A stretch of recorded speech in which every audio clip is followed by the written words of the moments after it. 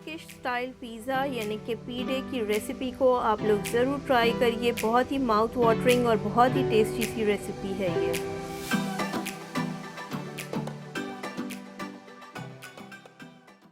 Hi my lovely viewers, welcome to Rahbar's dishes. मेरे channel को subscribe करिए और बेल आइकन को हिट करिए। तो चलिए टर्किश पीडे बनाना स्टार्ट करते हैं। सबसे पहले हम ईस्ट को एक्टिवेट करेंगे। तो आप ले लीजिए 1 टीस्पून ईस्ट और इसमें आप डाल दीजिए तकरीबन 1.5 टीस्पून शुगर। तो आप ब्राउन या वाइट कोई सी भी शक्कर ले सकते हैं। और इसमें आप डाल दीजिए 2 से 3 टेबलस्पून पानी। तो पानी बहुत ही स्लाइटली गर्म होना चाहिए, यानी मैंने इसे तकरीबन 4 से 5 सेकंड के लिए माइक्रोवेव में गर्म किया था।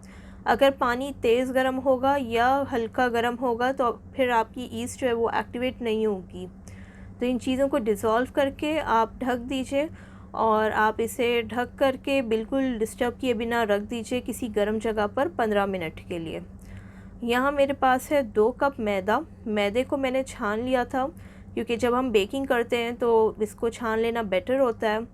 इसमें आप डाल दीजिए आधा टीस्पून नमक, साथ ही आप इसमें डाल दीजिए 1 टेबलस्पून ऑयल। तो यहाँ मैंने ऑलिव ऑयल लिया है, आप कोई सा भी ऑयल ले सकते हैं। और अब हम इसमें डाल देंगे ईस्ट।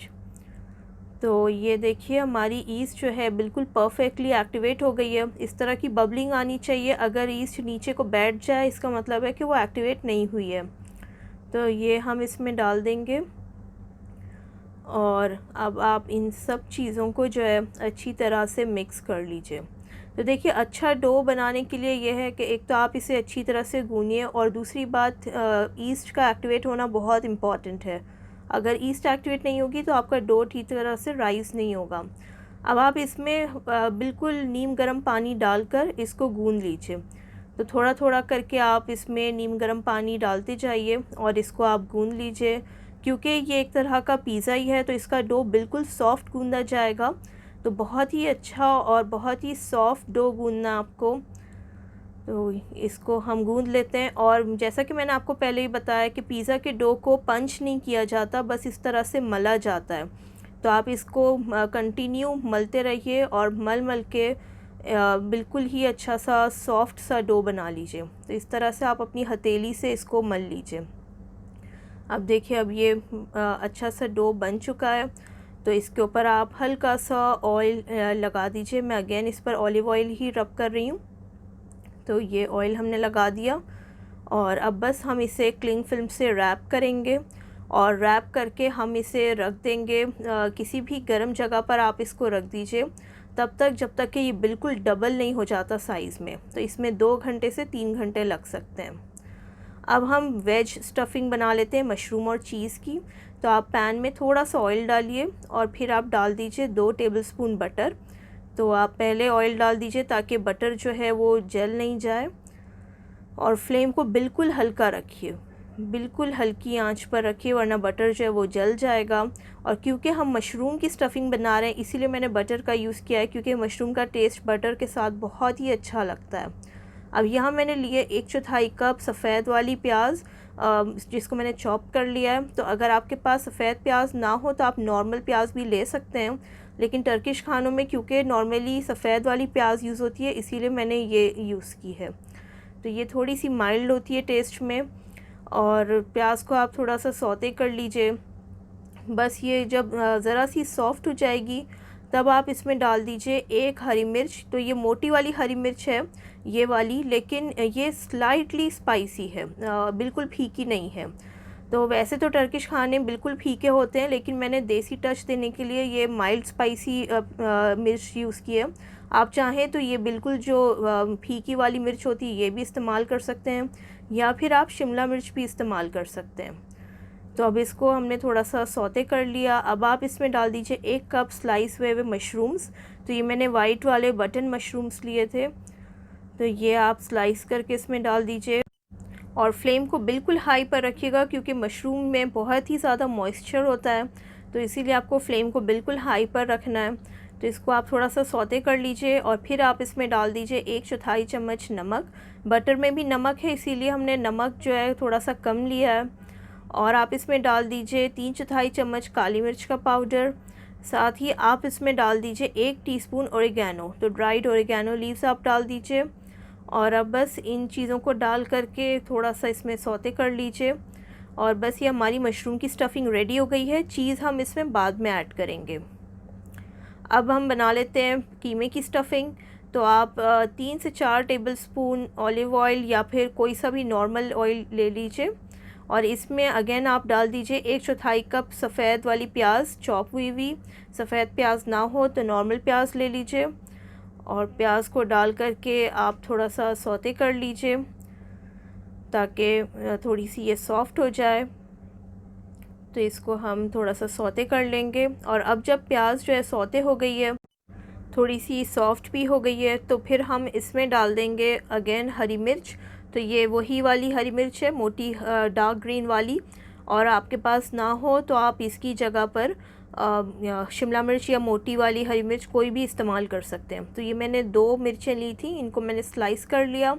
और आप इसमें डाल दीजिए 2 से 3 टेबलस्पून लाल वाली शिमला मिर्च और चॉप की हुई। ये ऑप्शनल है, अगर आपके पास हो तो आप डालिए, अगर ना हो तो आप इसे स्किप कर दीजिए। तो ये सब चीज़ों को हम डाल करके अच्छे से इन्हें सौते कर लेंगे ताकि सब चीज़ें जो है थोड़ी सी सॉफ़्ट हो जाएं। और फिर आप इसमें डाल दीजिए 350 ग्राम कीमा। तो आप कोई सा भी कीमा इस्तेमाल कर सकते हैं।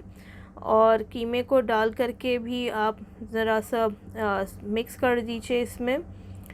तो जनरली चिकन का कीमा नहीं इस्तेमाल होता है, लेकिन आप इसको चिकन के कीमे में भी बना सकते हैं। अब देखिए ये कीमे का कलर जो है बिल्कुल चेंज हो गया है, वाइट हो गया है। तो आप इसमें डाल दीजिए 1 टेबलस्पून लहसुन का पेस्ट। और ये डाल करके भी हम थोड़ी देर के लिए सौते कर देंगे ताकि इसकी जो रॉ सी स्मेल है वो निकल जाए। तो इसको आप सौते कर लें। और फिर आप डाल दीजिए इसमें 1.5 टेबलस्पून टोमेटो पेस्ट। तो ये आपको जो मार्केट में जो टोमेटो पेस्ट मिलता है वही इस्तेमाल करना है। और आप इसमें डाल दीजिए 3/4 चम्मच नमक, 1 teaspoon red chilli flakes, 1 teaspoon काली मिर्च का पाउडर। और आप डाल दीजिए 1 टीस्पून ज़ीरा पाउडर। तो ये सब चीज़ों को डाल करके आप अच्छी तरह से मिक्स कर लीजिए और इसको 2-3 मिनट के लिए आप भून लीजिए। मीडियम फ्लेम पर ही भूनिए आप इसको। तो टोमेटो पेस्ट मैं आपको कह रही थी कि आपको मार्केट वाला ही यूज़ करना है क्योंकि उससे कलर और टेस्ट बहुत अच्छा आता है। और अब आप इसमें डाल दीजिए 1/4 कप चॉप हुए हुए टमाटर। टर्किश खानों में टमाटर हमेशा छील कर के यूज़ होते हैं, तो मैंने टमाटरों का छिलका जो है वो निकाल दिया था और फिर इन्हें मैंने चॉप कर लिया था। अब आप इन सब चीज़ों को मिक्स करके ढक करके हल्की आंच पर पकने दीजिए। तकरीबन 8 से 10 मिनट लगेंगे। और 8 से 10 मिनट के बाद कीमा जो है वो बिल्कुल पक चुका होगा।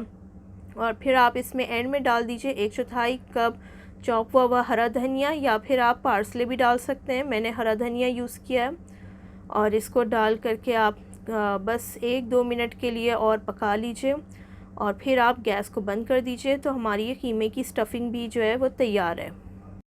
तो अब हम अपने बेकिंग पैन को रेडी कर लेते हैं। आप इस पर थोड़ा सा ऑयल डालकर इसको ग्रीस कर लीजिए और फिर आप इसके ऊपर मैदा छिड़क दीजिए। तो ये हमारा बेकिंग पैन रेडी हो चुका है। अब ये देखिए हमारा डो कितना अच्छा राइज़ हुआ है। तो इसे हम सबसे पहले पंच डाउन करेंगे तो ताकि इसकी जो एयर है, हवा है, वो सारी निकल जाए। तो आप इसको पंच डाउन कर लीजिए और फिर इसको थोड़ा सा और मैं इसको इसी में पंच कर लूँगी। और फिर पंच करने के बाद हम इसे अपनी शीट पर निकाल लेते हैं। तो पहले आप इसको अपने इस वर्किंग स्पेस को आप पहले डस्ट कर लीजिए मैदे से और फिर आप इसको इस पर निकाल लीजिए। तो इसको हम थोड़ा सा रोल करेंगे। तो देखिए डो अच्छा अगर बन जाए तो फिर आपका पिज़्ज़ा या पीडे कोई भी चीज़ हो वो बहुत अच्छी बनती है। तो बस इसे थोड़ा सा हम इस तरह से रोल कर लेते हैं और बहुत ही आसान होता है डो को बनाना। हम लोग को लगता है कि टफ़ है, लेकिन अगर आप 1-2 बार आपको प्रैक्टिस हो जाए तो आपको बहुत ही इजी लगेगा। तो इसे हम डिवाइड कर लेते हैं। इसको मैं कट कर लेती हूँ, 4 हिस्सों में मैं इसे कट कर रही हूँ। तो इसमें आपके 4 पीडे बहुत ही इजीली बन जाते हैं जो मैंने आपको क्वांटिटी बताई है। इनको हम बॉल की शक्ल दे देते हैं और अलग रख देते हैं चारों को। अब फिर से हम अपने वर्किंग स्टेशन को डस्ट कर लेते हैं और इसको बेलना शुरू करते हैं। तो इसको आपको पतला लंबा बेलना है। ये क्योंकि ये पिज़्ज़ा का बेस हम बना रहे हैं तो इसको बहुत पतला नहीं, जैसे आपका थिन क्रस्ट पिज़्ज़ा होता है बस उतना ही पतला आपको बेलना है। तो इसे आप लंबा सा बेल लीजिए। तो ये सबसे पहले मैं कीमे वाली स्टफ़िंग इसमें डाल रही हूँ। तो ये कीमे की स्टफ़िंग हमने इसमें डाल दी और इसको बिल्कुल फ्लैट कर लीजिए, अच्छे जनरस अमाउंट में डालिए। और फिर ये साइड्स को उठाकर इस तरह से इसके ऊपर आप रखते जाइए। और रखने के बाद ध्यान ये देना है कि प्रेस करना बहुत ही इम्पॉर्टेंट है। तो ये देखिए इस तरह से रखने के बाद अच्छे से प्रेस करिए, वरना बेकिंग के टाइम ये किनारे जो हैं वो ऊपर उठ जाएंगे। और साइड्स को भी इस तरह से दबा दीजिए। तो इसको हम एक बोट की शक्ल दे रहे हैं। तो ये पीड़े जो होते हैं इस तरह की बोट की शक्ल के होते हैं। किनारों को बस आप अच्छी तरह से दबाइए, अगेन अच्छे से प्रेस कर लीजिए। अब इसे मैं रख देती हूँ बेकिंग ट्रे में। और अब हम दूसरा वाला रेडी कर लेते हैं। तो ये मशरूम वाला है, तो नीचे आप मोज़रेला चीज़ डालिए खूब सारी, और फिर आप इस पर डाल दीजिए ये मशरूम की स्टफ़िंग जो हमने रेडी की थी। तो ये भी डाल दीजिए। तो ये मशरूम की स्टफ़िंग हो गई। और अब अगेन हम वही करेंगे, किनारों को अच्छे से उठाकर प्रेस करिए। प्रेस करना बहुत ही इम्पॉर्टेंट है, वरना बहुत ही अजीब सा शेप हो जाएगा, वो बेक होने के बाद ऊपर को उठ जाएंगे। और अब कॉर्नर्स को इस तरह से आप पिंच कर दीजिए। इनको पिंच कर लिया हमने। तो ये हो गया हमारा रेडी। इसको भी हम रख देते हैं बेकिंग ट्रे में। तो अब हम फाइनली इसके ऊपर अंडा ब्रश करेंगे। तो मैंने एक अंडे को फेंट लिया था और इसको आप ब्रश कर दीजिए। तो इससे क्या होगा कि बहुत ही अच्छा सा कलर आएगा जब आप इसे बेक करेंगे। तो इसको हम अच्छे से ब्रश कर देते हैं तीनों के ऊपर। अब हमने इसे ब्रश कर लिया। अब हमारे तीनों रेडी हैं। बीच में जो है वो जिसके ऊपर मोज़रेला चीज़ है वो हमारा मशरूम एंड चीज़ वाला है, बाकी दोनों कीमे वाले हैं। एक कीमे वाले पर मैं क्या करूँगी, बेकिंग कंप्लीट होने के 5 से 8 मिनट पहले हम एक अंडा डाल देंगे। तो आप इसे प्री हीटेड ओवन में 200 डिग्री सेल्सियस पर बेक करिए आधे घंटे के लिए। तो अब ये देखिए ये बेक हो रहे हैं।